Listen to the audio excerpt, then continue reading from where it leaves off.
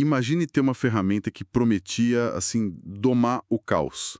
Uma ferramenta que parecia tão poderosa que ajudou a criar mísseis que mudaram a Guerra Fria, sabe? E que deu os primeiros passos na corrida para a Lua.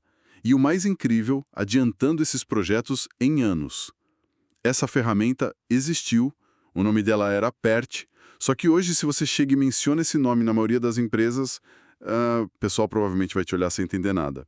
Ela praticamente desapareceu na sua forma original. E é essa história que a gente vai investigar hoje. A nossa missão aqui é entender como o método PERT surgiu, com essa promessa de um controle quase científico sobre projetos gigantes, e, mais importante, por que essa promessa, né, se chocou com tanta força contra a realidade. Vamos mergulhar nas fontes para desvendar a ascensão e a queda dessa ferramenta. E é fundamental a gente entender o contexto da época, né? Olha, a gente está falando do auge da Guerra Fria, final dos anos 50, a pressão era absurda. Os Estados Unidos estavam numa corrida contra o tempo para desenvolver o programa de mísseis polares. Lançados por submarinos, certo? Exatamente. Então não tinha margem para erro nem para atraso. Nesse cenário, o PERT não era só um cronograma bonitinho.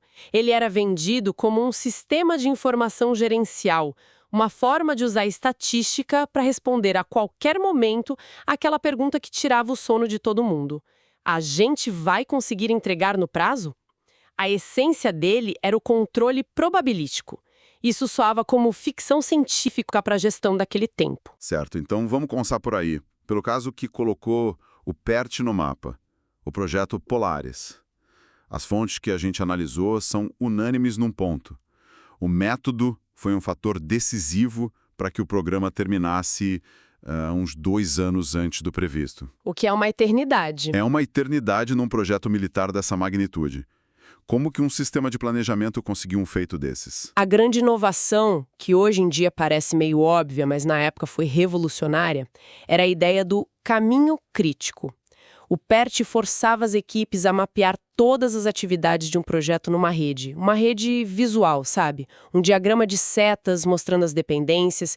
E o caminho crítico era simplesmente a sequência mais longa de tarefas. Aquela que não tinha nenhuma folga de tempo. Ah, entendi. Era essa corrente de atividades que determinava a duração total do projeto. Quer dizer, se qualquer tarefa dessa sequência atrasasse um dia... O projeto inteiro atrasava um dia. Exato. Nossa! E isso criava um foco, assim, implacável. Uma das fontes traz uma imagem muito forte de como isso funcionava na prática. Lá nos escritórios do Projeto Polaris, eles não só identificavam o caminho crítico.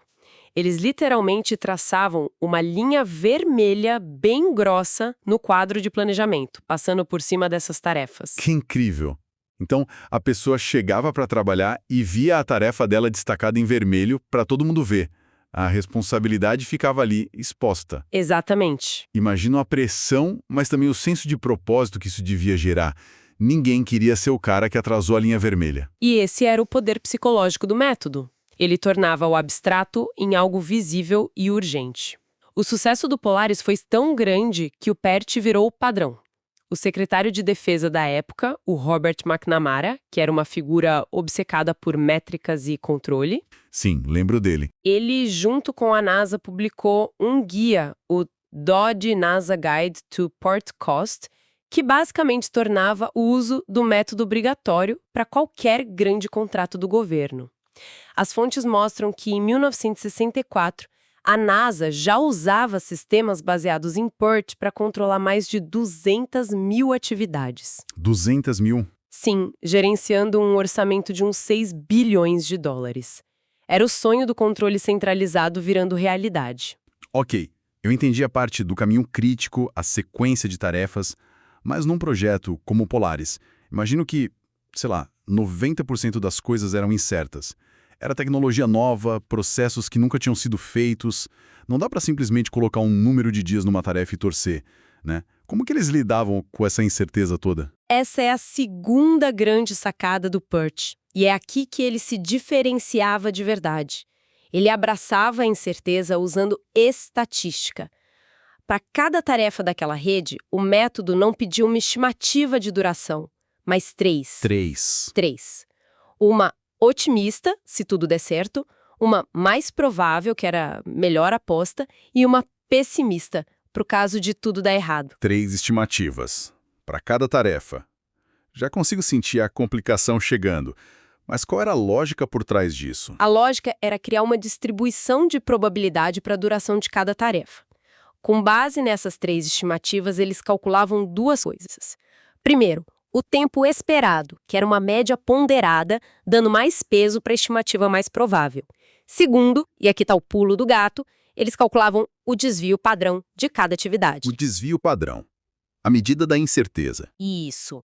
Quanto maior a diferença entre a estimativa pessimista e a otimista, maior o desvio padrão, ou seja, maior o risco. Uma das fontes dá até a fórmula simplificada que eles usavam. Era o tempo pessimista menos o otimista dividido por 6. Ok, vamos para um exemplo prático das fontes para isso ficar mais claro.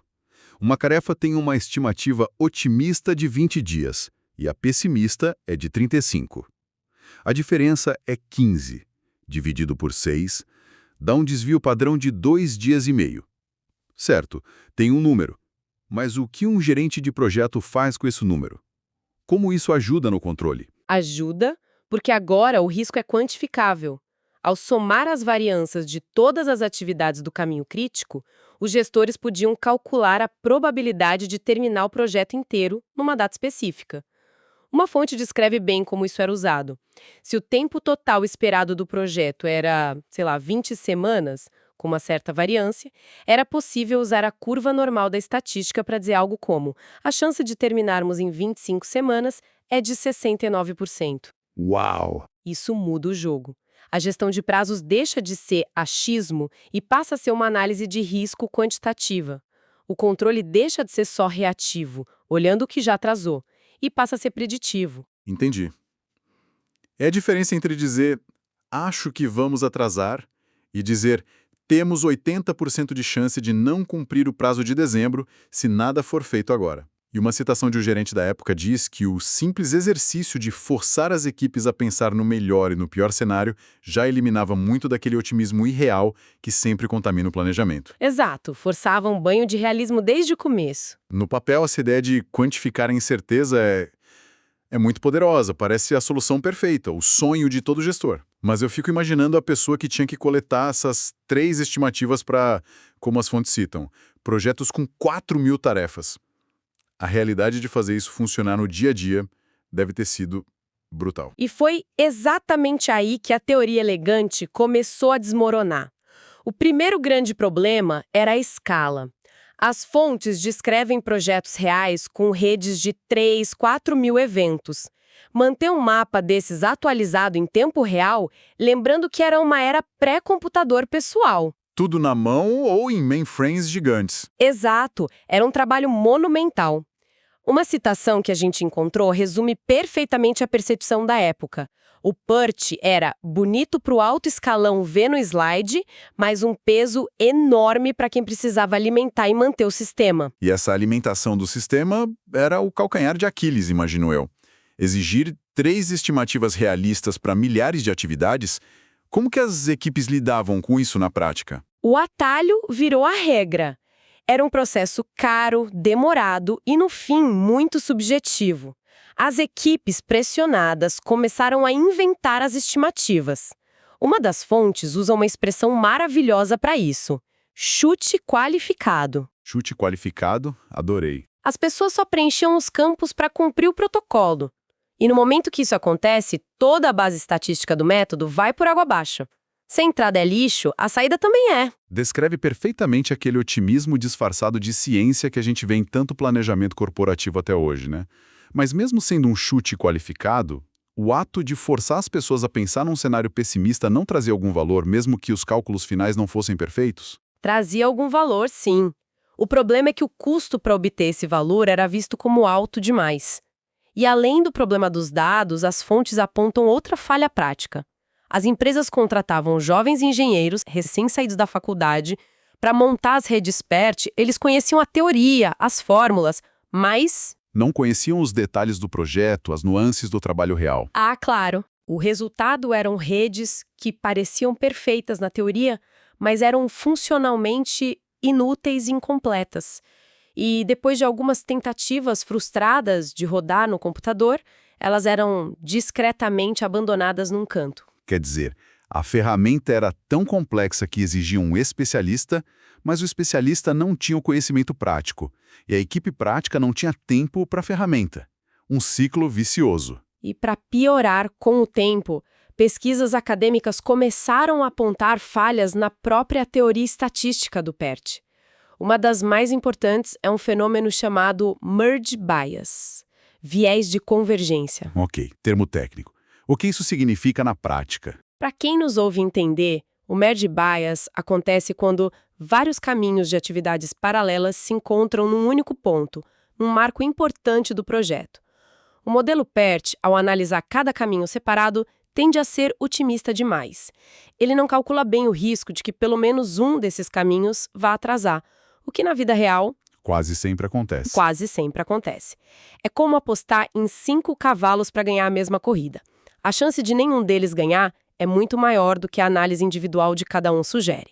Na prática, isso fazia o PERT sistematicamente subestimar a duração real dos projetos. Então a gente tinha uma ferramenta que era um pesadelo para alimentar com dados, Certo? cujos resultados eram baseados em chutes qualificados e que ainda por cima tinha uma tendência matemática ao otimismo. O cenário não parece nada bom. Não mesmo. E tinha uma última peça nesse quebra-cabeça da queda. O PIRT, na sua versão original, era obcecado pelo tempo. O controle era sobre o prazo. Mas qualquer gerente sabe que um projeto real é um balanço delicado entre prazo, custo e escopo. O PIRT ignorava restrições de recursos, pessoas, equipamentos, dinheiro. Ele podia te dizer que uma tarefa estava no caminho crítico, mas não ajudava a decidir se valia a pena gastar o dobro para acelerá-la. Juntando tudo isso, a pergunta que fica é: o que aconteceu? Como uma ferramenta que foi obrigatória para a NASA e para o Pentágono simplesmente some do mapa? A resposta é tão simples quanto brutal. A simplicidade venceu. Havia um método rival, o CPM, o método do caminho crítico. A grande diferença é que o CPM usa só uma estimativa de duração por tarefa, descartando toda a complexidade estatística do PIET. Ah, bem mais direto. Imensamente mais fácil de calcular, de explicar para as equipes e, o mais importante, de atualizar. Quando softwares de gestão de projetos, como o Primavera e depois o MS Project surgiram, eles consolidaram o CPM como padrão da indústria. A simplicidade operacional triunfou. Faz todo sentido. O esforço extra do controle estatístico do PERT raramente se pagava na prática. Pior, as pessoas começaram a manipular o sistema. As fontes contam que as equipes ajustavam as estimativas para chegar na data final que a gerência queria ouvir, sabe? Exato, o que anula completamente o propósito de uma análise de risco honesta. Totalmente. Mas é aqui que a história fica fascinante. No legado do PERT. O método puro, com as 3 estimativas, ele realmente desapareceu do dia a dia. Só que os seus conceitos fundamentais não só sobreviveram, como viraram a base de abordagens mais modernas e robustas. Como assim? Que conceitos? Pensa na ideia central de avaliar o risco do cronograma usando múltiplas durações e probabilidades. Isso não morreu. Pelo contrário, evoluiu para a simulação de Monte Carlo, uma técnica que roda milhares de cenários possíveis para um projeto. E gera uma curva de probabilidade de conclusão, certo? Exatamente. Softwares de análise de risco usam isso hoje. É o espírito do PERT, mas turbinado com o poder computacional que não existia nos anos 60. Interessante. A ideia era boa, só a ferramenta original que era muito rudimentar para executar direito. O que mais sobreviveu? O próprio conceito de controle baseado em desempenho, de comparar o planejado com o realizado, evoluiu para o que hoje a gente conhece como gerenciamento do valor agregado, o IVM. É padrão em grandes projetos. E, claro, a ideia mais famosa de todas, o caminho crítico. Aquela linha vermelha do projeto Polaris ainda é a espinha dorsal de qualquer software de gestão de hoje. É verdade. Todo gerente de projeto, mesmo que nunca tenha ouvido falar do PORT, vive e respira o conceito de caminho crítico. Então é por isso que uma das fontes conclui de forma tão precisa, né? O método desapareceu, o conceito permaneceu. O PORT foi um professor severo, mas eficaz. Ele ensinou a indústria a pensar em redes de dependência, a visualizar o projeto como um sistema e, principalmente, a levar a incerteza a sério. Perfeitamente. Ele preparou o terreno, mesmo que outras ferramentas tenham sido construídas sobre ele. Foi a tentativa pioneira de transformar a gestão de projetos de uma arte baseada na intuição para uma disciplina baseada em dados, Uma tentativa que falhou na execução. mas que foi visionária na sua intenção. Essa jornada do PERT, de ferramenta de ponta a peça de museu conceitual, nos deixa uma reflexão muito atual, eu acho. Hoje, a gente vive cercado por dados, por algoritmos, por plataformas que prometem otimizar absolutamente tudo. E a história do PERT serve como um lembrete poderoso. Ela nos mostra que a ferramenta mais sofisticada, a lógica mais elegante, pode fracassar não por um erro na sua matemática, mas pelo simples e teimoso atrito com a realidade humana, a dificuldade de coletar bons dados, o curto de manter um sistema vivo e a nossa tendência de buscar o caminho mais simples. O que nos leva a uma última pergunta para quem nos ouve refletir. Quais das nossas atuais ferramentas de controle perfeitas, seja na gestão, no mercado financeiro, na tecnologia, quais delas correm o risco de serem as PERTs de amanhã? Quais, apesar da promessa de otimização, podem ser abandonadas não por estarem conceitualmente erradas, mas por serem simplesmente insustentáveis no mundo real?